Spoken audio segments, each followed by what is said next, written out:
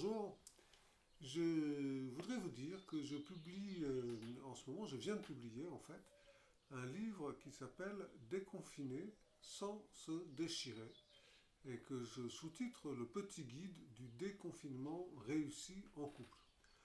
Alors, de quoi s'agit-il?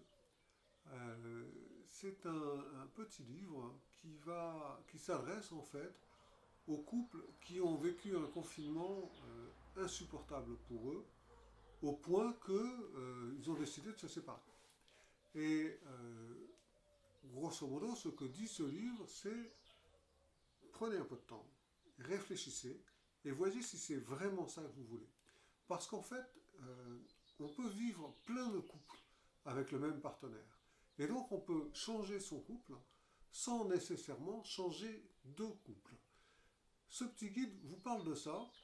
Et la première chose dont il va vous parler, la première partie, est vraiment consacrée à qu'est-ce qui s'est passé pendant ce confinement, qu'est-ce qui fait que cette exaspération a pu monter comme ça au sein de certains couples.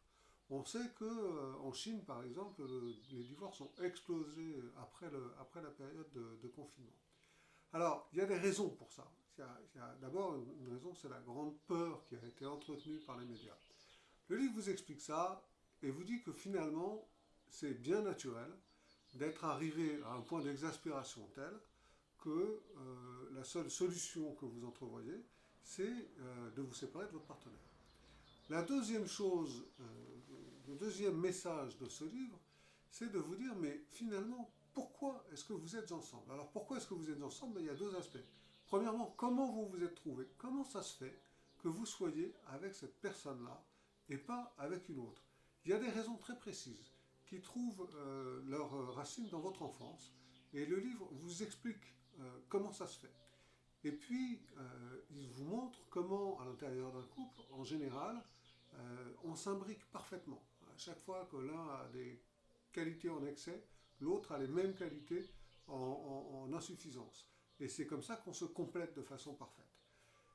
Et puis, il y a une raison pour laquelle on est avec ce partenaire-là. C'est-à-dire qu'on a quelque chose à faire ensemble. Ce quelque chose, ce chemin de croissance, est un chemin de croissance individuel, c'est-à-dire que c'est grâce au fait que vous êtes avec cette personne-là que vous allez pouvoir vous progresser dans votre vie sur votre chemin, pendant que lui fera aussi le chemin inverse. Et ça, là encore, ce guide vous explique comment ça se fait. Et puis alors, si vous prenez la décision de rester ensemble, plutôt que de vous séparer, qu'est-ce que je vous souhaite, la troisième partie va vous expliquer comment faire pour refonder votre couple. Parce que rester ensemble, d'accord, mais ça ne veut pas dire revivre ce qu'on a déjà vécu pendant la période de confinement. C'était exaspérant, il a été insupportable, elle a été très pénible.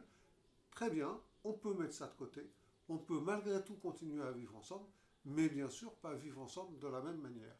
Donc, il y a des méthodes pour ça, des outils, des exercices qui peuvent vous montrer comment dialoguer au sein de votre couple, comment progresser, comment vous écouter, comment être ensemble, comment vous parler, comment vivre des jolies choses ensemble et comment tout ça peut vous aider à vraiment progresser justement sur ce chemin de croissance dont on parlait tout à l'heure.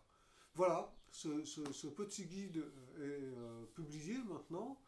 Il est disponible sur mon site web, le temps du couple, le plus loin temps, plus loin du, plus loin couple avec des tirets entre les deux.fr.